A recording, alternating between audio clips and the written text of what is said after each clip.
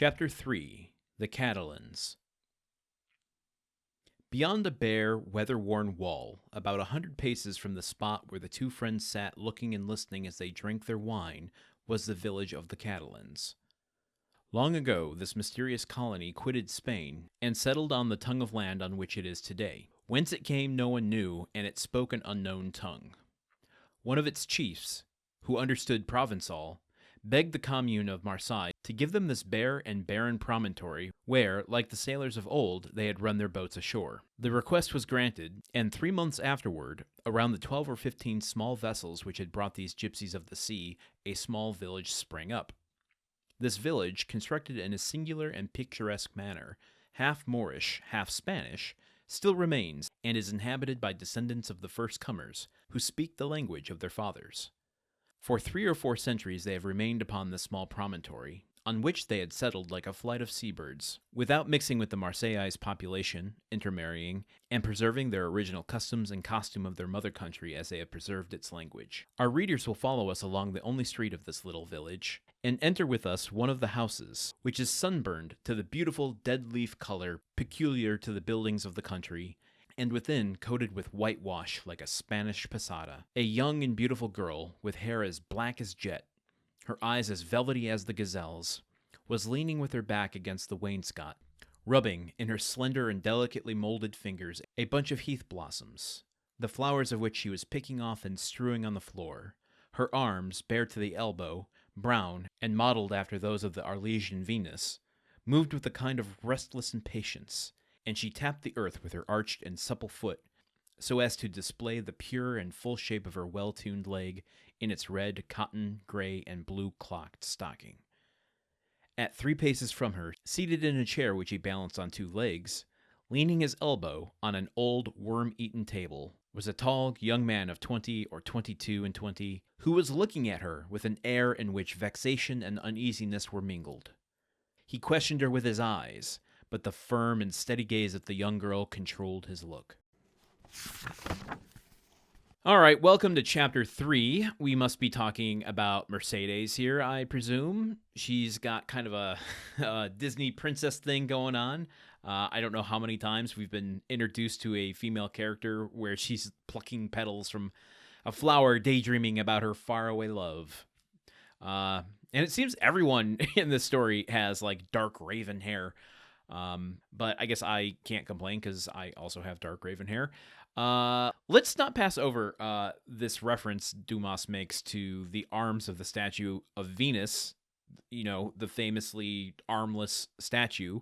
He mentions here, let me pull up the passage. Her arms, bare to the elbow, brown and modeled after those of the Arlesian Venus, moved with a kind of restless impatience. So what to make of this comparison? Because, you know, even at the time at which this story was written, the Venus did not have arms. Famously. Like, they were probably lost during Roman times, during the fall of Rome, one is to presume, I think. So why make the reference and comparison to this statue that doesn't have arms? Well, I think partly because the statue is supposed to be perhaps that of Aphrodite. I'm not an art historian, so I don't know if that's a definite thing or not, but one that is supposed to encompass and represent beauty. And I think that he is trying to evoke that that we have to use our imagination the way that we do with the statue of Venus to get a full picture. Maybe the point is that we can never actually encompass a full picture of beauty in our minds at any one given time, due to the incomplete nature in which we can view beauty. I don't know. I'm stretching with these metaphors, but I did find it interesting that he is making that comparison. Also, we get an introduction of a man eyeballing her. It does say that it's mixed with a vexation and uneasiness, so I'm not sure what to make of that exactly yet. All right, but I got to go into a thing real quick. This is going to be a very educational episode because this is a very setting-heavy passage, so let's talk just a little bit about the Catalans for a moment. Dumas explains to a degree what's happening there. Let's just recap. The Catalan community is a real-life detail that Dumas is playing on again, like all of these areas of Marseille and these streets and locations. This is yet another way of rooting the story to reality while deepening the kind of cultural side of things. We got to look at the port when he came in and all of the intermingling cultures and classes that were happening there. But now and as we saw also with, his dad and the small sliver of world we saw there, we are now moving into a different cultural area where the Catalans, made up by these Spaniards from Catalonia, who've been in this area near Marseille for generations, it sounds like centuries even, are very, very committed to their culture, their roots, their heritage. They stick to their language, they stick to their clothing and, traditional garb. And that really creates a cultural divide between these two places.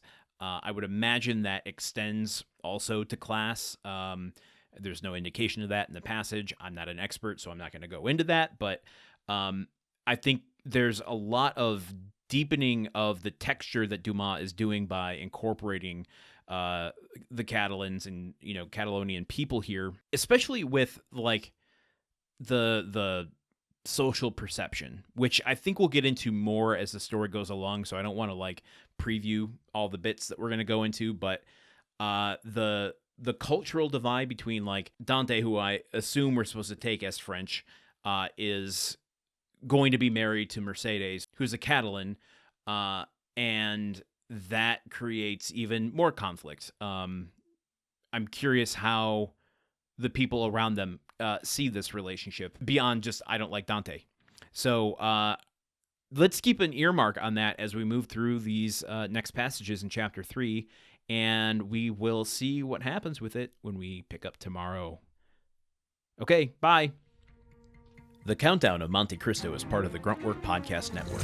This show is produced, edited, and hosted by Landon Solano. The original text of The Count of Monte Cristo by Alexander Dumas. Theme song by Magic Solo. If you want to support the show and others like it, visit patreon.com/gruntworkpod. Thank you for listening. See you tomorrow.